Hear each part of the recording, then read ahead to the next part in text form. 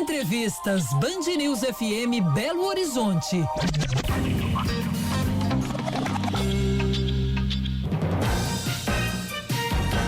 10h14, a gente com a trilha aqui do Band Eleições, porque o assunto da nossa entrevista tem muito a ver com o pleito agora do mês de outubro. E uma mudança significativa, inclusive, prevista para as eleições desse ano, porque o Google, o gigante Google, não vai permitir que propagandas políticas sejam impulsionadas nas eleições deste ano. A empresa emitiu uma nota ontem, quarta-feira, alegando que vai respeitar as novas regras para propaganda divulgadas pelo Tribunal Superior Eleitoral. O Google afirma que vai atualizar as políticas para o uso do Google Ads, não permitindo mais que sejam usados em conteúdos políticos.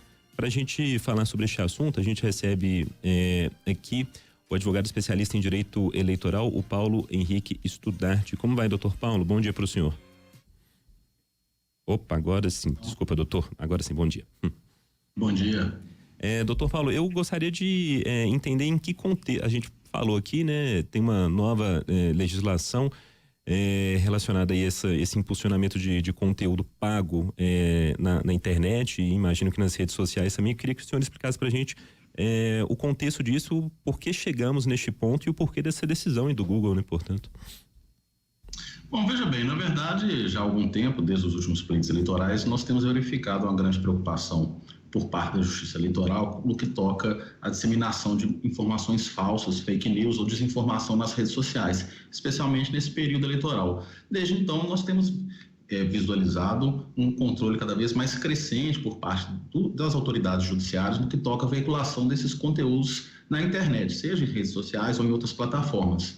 Uma das modalidades de propaganda eleitoral na internet é por meio de impulsionamento ou anúncios. Então, na verdade, essa resolução do TSE que foi editada recentemente, ela vem cuidar exatamente desse ponto.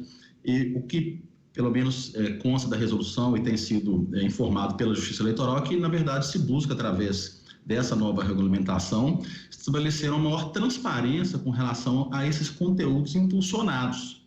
Por outro lado, por parte das grandes empresas, dos grandes techs que atuam nessa área, como é o caso do Google, por exemplo, há uma preocupação porque essa regulamentação é vista por essas empresas como muito ampla. Então, por exemplo, há por parte dessas empresas, a partir dessa resolução, a necessidade de promover uma maior transparência, inclusive por mecanismos que possibilitam acesso em tempo real desses anúncios, inclusive ferramentas de busca, inclusive por meio de interface que possibilitem que a Justiça Eleitoral faça um controle, às vezes até automatizado, desses conteúdos, para fins de monitoramento. E a resolução traz um conteúdo de conceito de político eleitoral que, ao ver dessas companhias, é muito amplo. Então, em razão disso, essas companhias, pelo menos a Google até o momento, trouxe esse anúncio de que, em razão da necessidade de se adaptar a essa realidade trazida pela Justiça Eleitoral, ela não mais permitirá a veiculação desse tipo de conteúdo impulsionado nas suas plataformas. Doutor, quem fala é Murilo, bom dia. Bom dia, Murilo. Eu queria que o senhor explicasse melhor para quem está nos escutando e não está tão familiarizado, talvez, com esses tópicos que a gente está falando, conteúdo impulsionado, ads, assim, dá exemplos práticos, por exemplo, a pessoa vai lá no Google buscar um assunto e aparece uma lista de matérias ali, quem pagou aquela matéria aparece primeiro. Eu queria que o senhor explicasse, desse exemplos assim, como essa restrição, o que ela vai impedir que ocorra. Bom, veja bem, na verdade, assim, qualquer candidato ao partido político, ele não está proibido por essa resolução, e nem por essa decisão do Google, de veicular a sua propaganda nas plataformas. Então, veja bem, ela pode ter um site que vai ser mostrado, esse candidato pode ter um site que vai ser mostrado numa pesquisa do Google, então ele pode ter, por exemplo, um conteúdo veiculado, por exemplo, no YouTube, que também é uma outra plataforma do Google. Com relação ao posicionamento, o posicionamento ocorre quando, na verdade, esse candidato paga a plataforma para que esse conteúdo apareça com maior recorrência para determinados usuários. Então, quando você tem um impulsionamento, o usuário ele acaba recebendo aquela informação de uma forma passiva. Muitas vezes ele não está buscando aquele conteúdo e aí, quando ele está acessando, por exemplo, o YouTube, ele recebe aquela propaganda. Aquelas sugestões de vídeos, que o YouTube faz quando você termina de ver um vídeo. Sugestões de vídeos, aparece um ali, Se você fizer uma pesquisa de qualquer assunto, muitas vezes no Google, muitas vezes aparece aquelas primeiras respostas ali, são conteúdos muitas vezes patrocinados, As empresas, quando vão fazer os seus anúncios elas de fato às vezes pagam para que o seu site, por exemplo, apareça na primeira colocação de busca. E os candidatos fazem muitas vezes a mesma coisa, né? Durante o período eleitoral eles pagam o Google, né, para que o seu site, por exemplo, apareça ali nas primeiras buscas feitas pelo usuário. Ou então, quando o usuário está assistindo um vídeo no YouTube, aparece aquela sugestão de um vídeo, né? Isso pode ser para, por exemplo, trazer publicidade para um determinado produto ou serviço no mercado e também para fins eleitorais. Então, é com relação a esse aspecto, né, de que quando a sugestão desse conteúdo para acesso pelo candidato é que se refere a essa resolução do TSE e essa decisão do Google de não mais permitir que esse tipo de anúncio seja pago, seja impulsionado, ou seja levado ao eleitor sem que, de fato, o eleitor esteja buscando aquela informação quando ele acessa em determinada plataforma. Uhum. Paulo Henrique, para além dessa regra, né, que o Google vai seguir, essa regra do TSE, Tribunal Superior Eleitoral, há uma forma também dos espectadores, né, do YouTube, enfim, Google, também fazerem denúncia a um canal? Vocês estão verificando essa situação também? O que vai ser oferecido? Na verdade, quando a gente fala, por exemplo, de propaganda eleitoral irregular, nós temos vários canais de denúncia. Um deles, geralmente, as próprias plataformas, muitas vezes, elas trazem, né, algum mecanismo ali em que os usuários possam fazer uma denúncia pelo aquele conteúdo violar alguma política daquela plataforma, e também a Justiça Eleitoral ela mantém canais, muitas vezes geralmente até no seu site, de denúncias para que o eleitor possa levar ao conhecimento da Justiça Eleitoral a existência de alguma propaganda eleitoral irregular. Fora isso, geralmente os próprios candidatos, muitas vezes, estão atentos a propagandas irregulares de adversários e podem promover representações ou denúncias da Justiça Eleitoral ou até também ao Ministério Público Eleitoral, que tem a capacidade de agir também quando ele detecta alguma propaganda eleitoral que está em discordância com a legislação. Doutor Paulo, eu estava pensando naquelas contas verificadas de Instagram, por exemplo. Hoje em dia é possível nessas contas, por exemplo, impulsionarem suas publicações, seja os stories, né, os posts no feed. Quando a gente pensa então nesse novo regramento aí do TSE, até isso ficaria impedido aos candidatos, por exemplo? Na verdade, assim, a resolução do TSE, vamos deixar claro, ela não proíbe o impulsionamento. O impulsionamento por candidatos e por partidos políticos, ele ainda pode ser realizado, né? O que, na verdade, a resolução do TSE traz é novos mecanismos de controle por parte da Justiça Eleitoral e também de transparência, né? Depende da ótica que se analisa a questão, né? E que a Google, nesse primeiro momento, por não desejar se sujeitar a essa regulamentação da Justiça Eleitoral, decidiu que não mais permitirá o anúncio nas suas plataformas. Não vi até o momento, por exemplo, qualquer anúncio similar por parte da Meta, né?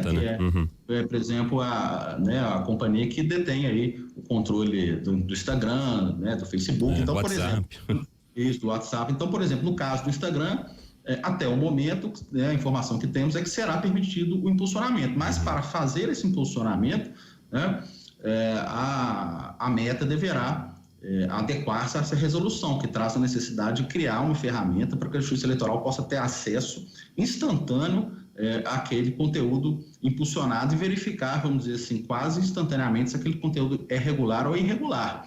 Então, o que a Justiça Eleitoral faz, na verdade, é uma forma de tentar trazer uma agilidade no controle desses conteúdos. Doutor, como o senhor mesmo citou, e no entendimento também das Big Techs, a legislação, ela é de certa forma genérica e nova também, né? Assim, é um território ainda, não vou dizer que é desconhecido, mas ainda há muitas possibilidades ali, nem todas elas conhecidas. O senhor acha que a Justiça Eleitoral brasileira, ela vai ter essa competência, porque eu imagino que vai criar muitas situações, né? Ali que uma candidatura vai questionar outra sobre a legalidade ou não de um conteúdo. A Justiça brasileira está preparada para ter essa celeridade dessas decisões nesse universo? A legislação não acaba trazendo mais problemas para a Justiça Eleitoral? Olha, veja bem, nós temos já de uma forma crescente, né, uma maior tentativa de regulamentação no uso das redes sociais. Na verdade, se nós formos observar, isso vai além do período eleitoral. Antes do período eleitoral, nós tivemos aí, por parte até do Supremo Tribunal Federal, algumas decisões relacionadas ao controle de conteúdos vistos como, por exemplo, nocivos à democracia brasileira. No âmbito da Justiça Eleitoral, nós temos a preocupação mais atual, que é o pleito eleitoral que se avizinha.